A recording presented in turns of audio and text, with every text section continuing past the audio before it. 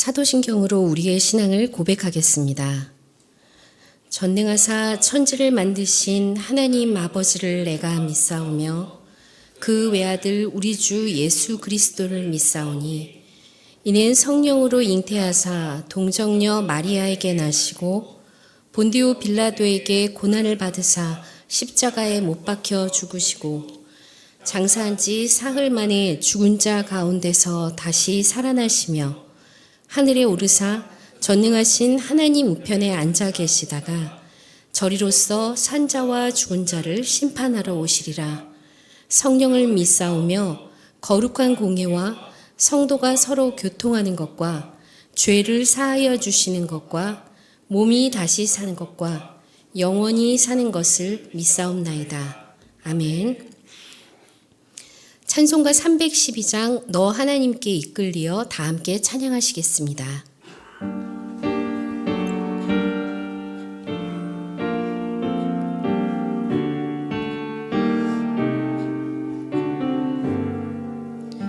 너 하나님께 이끌리어 일평생 주만 너 어려울 때 힘 주시고 언제나 지켜주시리.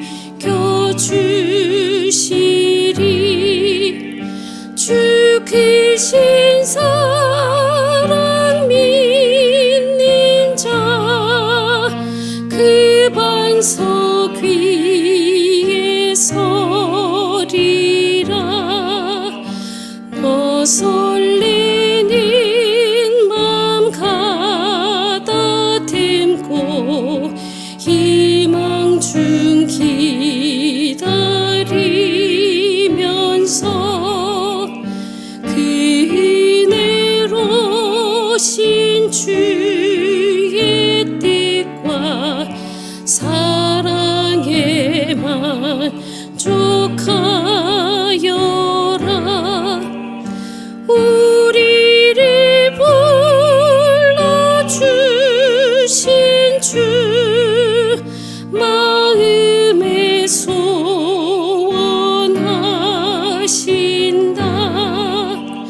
주 찬양하고 기도하며 내 본분 힘써 다하라. 주 약속하신 모든 은혜 내게서 이루어지리라. 참되고 의지하는 자 주께서 기억하시리.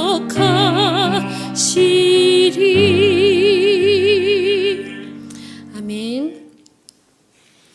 오늘 새벽 하나님께서 주시는 말씀은 사무엘하 1장 1절에서 10절까지의 말씀입니다. 사무엘하 1장 1절에서 10절까지의 말씀입니다.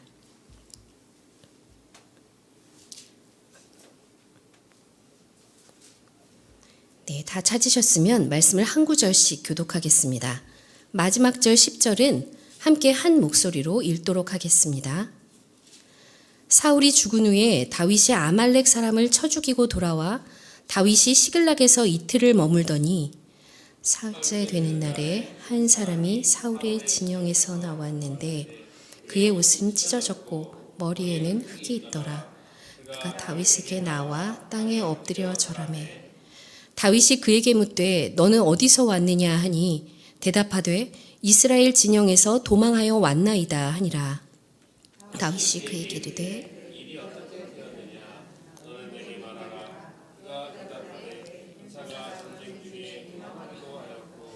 무리 가운데에서 엎드려 죽은 자도 많았고 사울과 그의 아들 요나단도 죽었나이다 하는지라. 다윗이 자기에게 알리는 청년에게 묻되 사울과 그의 아들 요나단이 죽은 줄을 내가 어떻게 아느냐.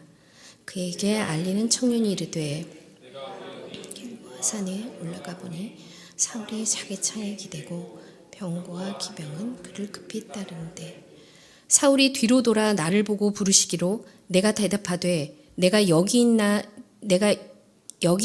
한즉 내게 이르되 너는 누구냐 하시기로 내가 그에게 대답하되 나는 아말렉 사람이니이다 한즉 또 내게 이르시되 내 목숨이 아직 내게 완전히 있으므로 내가 고통 중에 있나니 청하건대 너는 내 곁에 서서 나를 죽이라 하시기로 다 같이 읽겠습니다.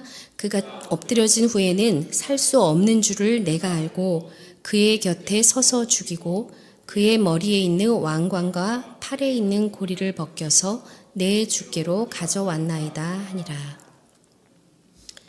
밤새 눈이 굉장히 많이 왔는데요. 그럼에도 불구하고 오늘도 말씀을 사모하여 이 자리에 나오신 성도님들을 주님의 이름으로 축복합니다. 우리는 지난달까지 디모데후서 말씀을 통해 사도 바울의 마지막 유언과도 같은 복음을 묵상했습니다. 그리고 오늘부터는 구약 성경 사무엘 하를 같이 보게 될 것입니다. 우리는 신약에서 구약으로 편지글에서 역사 이야기로 아주 큰 걸음을 내딛고 있습니다. 보통 새로운 성경을 시작하면 뭔가 희망차고 밝은 이야기를 기대하기 마련인데요.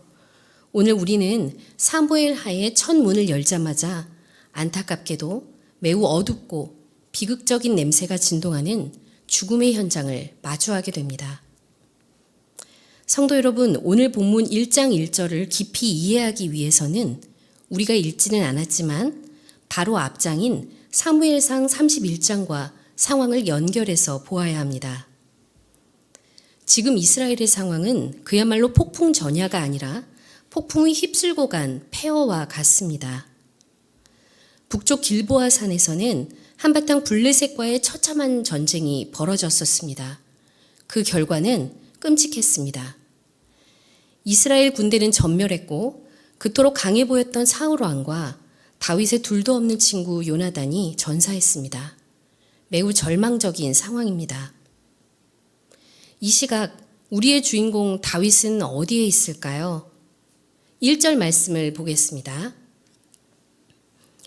성경은 사울이 죽은 후에 다윗이 아말렉 사람을 쳐 죽이고 돌아와 라고 기록하고 있습니다. 이 짧은 한 구절 속에 엄청난 긴장감이 숨어 있습니다.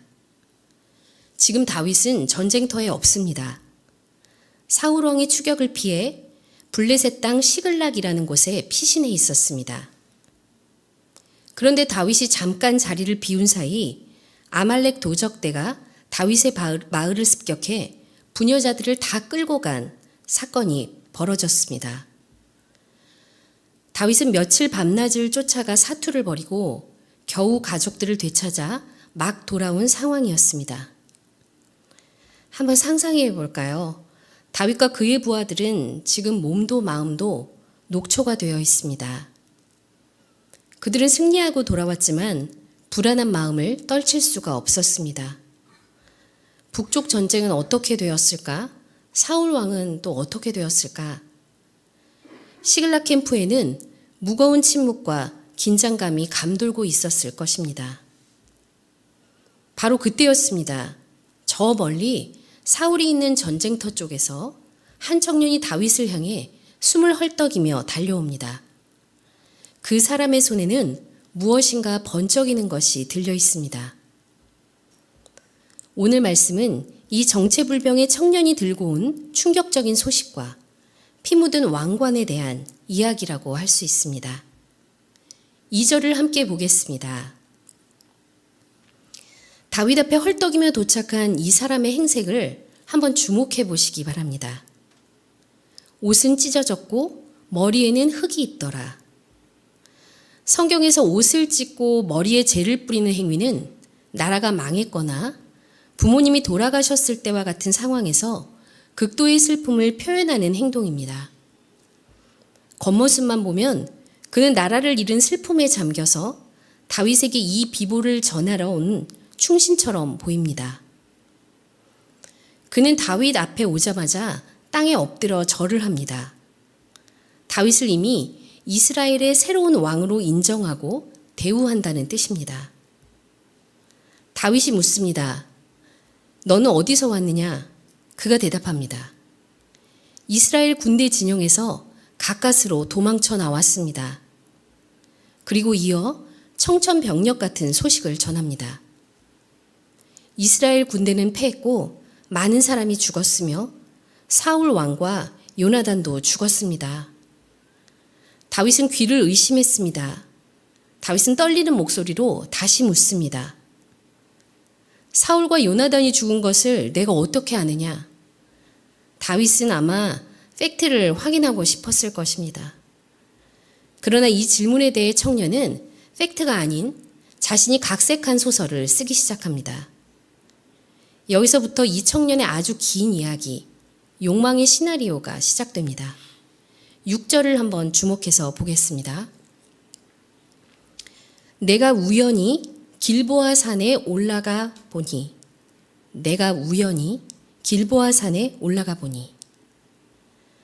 사랑하는 성도 여러분, 우리는 지금 이 우연이라는 단어에 주목해야 합니다. 지금 길보아 산은 화살이 빗발치고 칼과 창이 부딪히는 지옥과도 같은 전쟁터입니다. 시신이 질비해 있고 피냄새가 진동하는 곳에 우연히 올라가는 사람이 있을까요? 이 청년은 전쟁터에서 전리품을 챙기러 다니던 약탈자였을 가능성이 큽니다. 그는 병사들의 시신을 뒤져 돈이 될 만한 것을 훔치러 다니던 하이에나와 같은 자였습니다. 그런데 그가 우연이라고 말한 이유는 무엇일까요? 그는 지금 다윗에게 이렇게 어필하고 싶은 것입니다. 다윗 장군님, 제가 지금 일부러 간 게 아닙니다. 운명이 저를 그곳으로 이끌어서 당신의 원수가 죽는 것을 목격하게 된 것입니다. 이것은 당신을 위한 하늘의 뜻입니다. 자신의 탐욕스러운 행동을 마치 운명인 것처럼, 하나님의 섭리인 것처럼 교묘하게 포장하고 있는 것입니다. 그는 거짓말을 이어갑니다. 8절에서 자신이 아말렉 사람이라고 밝힌 그는 고통스러워하는 사울 왕이 자신에게 나를 죽여달라고 부탁했고 자신이 왕의 고통을 덜어주기 위해 그를 죽였다고 말하고 있습니다. 이것은 명백한 거짓말입니다.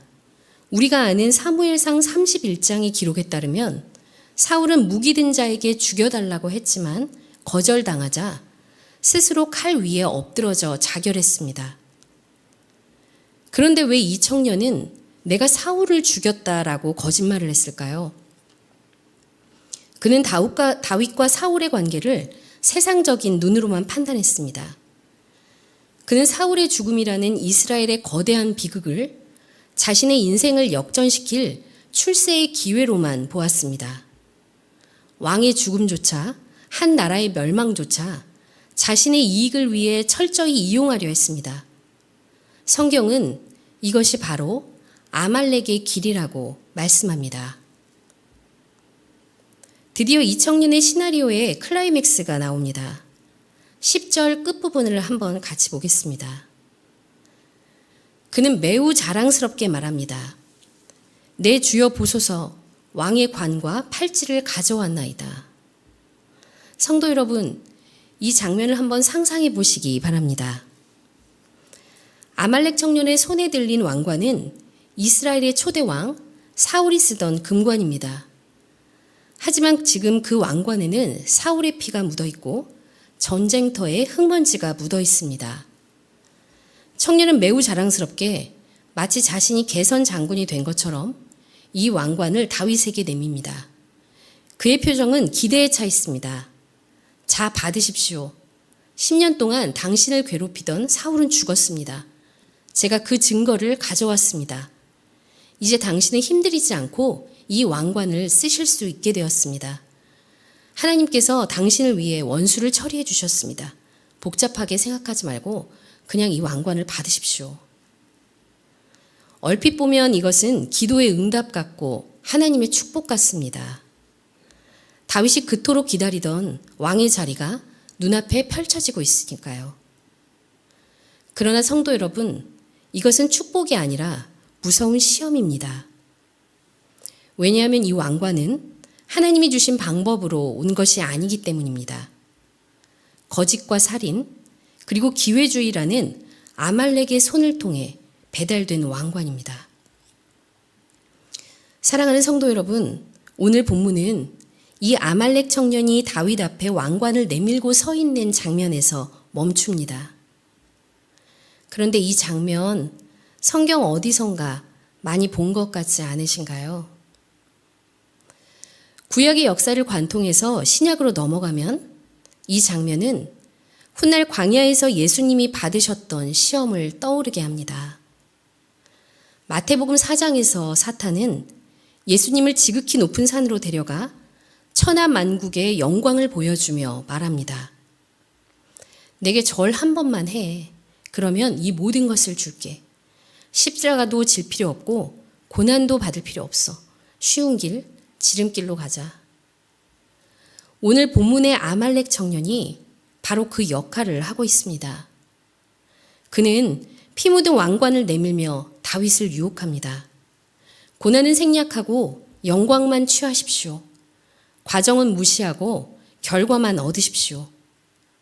이것은 십자가 없는 영광의 유혹입니다. 하나님의 때를 기다리는 인내를 버리고 인간적인 방법으로 빨리 성공하라는 지름길의 유혹입니다. 우리 주 예수님은 이 유혹 앞에서 어떻게 하셨을까요? 주님은 사탄아 물러가라 말씀하시고 세상적으로 화려한 제안을 단호히 거절하셨습니다. 예수님은 편안한 왕관 대신 머리에 피가 흐르는 가시 면류관을 선택하셨습니다. 지름길 대신 골고다 언덕이라는 가장 험난한 십자가의 길을 선택하셨습니다. 왜냐하면 그것만이 하나님 아버지의 뜻을 이루는 길이었고 그것만이 죄인인 저와 여러분을 구원할 수 있는 유일한 길이었기 때문입니다. 우리에게도 이 아말렉 청년이 수시로 찾아옵니다. 삶의 현장, 직장, 그리고 가정에서 아말렉 청년은 끊임없이 속삭입니다. 남들도 다 그렇게 합니다. 정직하게 해서 언제 성공하실래요? 과정이 뭐가 중요합니까? 결과만 좋으면 하나님도 축복하실 거예요. 마치 사울의 왕관을 들고 온 청년처럼 우리에게 십자가 없는 영광, 고난 없는 축복을 제시합니다. 그러나 바울은 로마서 8장 17절에서 우리에게 말합니다. 자녀이면 또한 상속자, 곧 하나님의 상속자요. 그리스도와 함께한 상속자니 우리가 그와 함께 영광을 받기 위하여 고난도 함께 받아야 할 것이니라. 우리는 유혹 앞에 너무나 쉽게 넘어집니다. 남들보다 뒤처지는 것이 두려워서 아말렉이 내미는 손을 덥석 잡고 싶을 때가 얼마나 많습니까? 그래서 우리에게는 예수 그리스도가 필요합니다. 우리의 힘으로는 아말렉의 유혹을 이길 수 없습니다. 그러나 우리 안에 계신 예수님, 광야의 시험을 이기시고 십자가로 승리하신 그 주님을 의지할 때 우리는 거절할 수 있습니다. 나는 십자가 없는 영광은 원치 않아. 나는 하나님이 주시는 왕관은 쓰지 않을 거야. 이것이 바울이 로마서에서 말하는 하나님의 자녀, 하나님의 상속자, 그리스도와 함께한 상속자의 길입니다. 사랑하는 다함교회 성도 여러분, 오늘 하루 세상에서 빨리 가는 게 이기는 것이라는 소리가 들려올 때 오늘 본문의 아말렉 청년과 예수님을 동시에 떠올리시기를 바랍니다. 아말렉은 지름길로 가라고 말하지만 예수님은 나를 따르라고 말씀하십니다. 비록 그 길이 좁고 험할지라도 정직하게 주님의 뒤를 따르는 자에게 하나님은 온 세상이 줄 수 없는 참된 생명의 면류관을 예비해 두셨습니다. 오늘 이 왕관의 유혹 앞에서 꼼수가 아닌 믿음의 전공법을 선택하는 저와 여러분, 그리고 우리 다함교회가 되기를 주님의 이름으로 축복합니다. 다음 기도 제목으로 함께 기도하겠습니다. 첫 번째 기도 제목입니다. 나를 가로막는 상황보다 내 모든 삶을 주관하시는 하나님의 약속을 더 신뢰하게 하소서. 두 번째, 거짓과 편법이라는 아말렉의 지름길을 거절하고 예수 그리스도를 따라 묵묵히 하나님의 길을 걷게 하소서. 공동체 기도 제목입니다. 우리 유아 유치부를 위해 기도합니다. 예꼬들이 신약 말씀을 통해 예수 그리스도를 더 깊이 알아가는 은혜를 주소서. 함께 기도하겠습니다. 살아계신 아버지, 주님 오늘 주님 말씀을 주시고 좀 더 이 말씀을 통해 좀 저를 돌아보게 하시고 주님, 예수님의 그 고난의 길을 다시 한번 주님 볼 수 있게 하시는 주님의 크신 은혜 진정으로 감사합니다. 주님, 저희는 너무 연약해서 늘 쓰러지고 늘 무너질 수밖에 없지만 그럼에도 불구하고 주님 영광만 취할 것이 아니라 주님 고난도 함께 취한다는 주님의 그 말씀, 사도 바울의 그 말씀을 주님 의지하며 주님 오늘도 고난의 길을 걷는 우리 성도님들에게 주님, 주님을 닮아가는 주님, 이것이 하나님의 길이라는 주님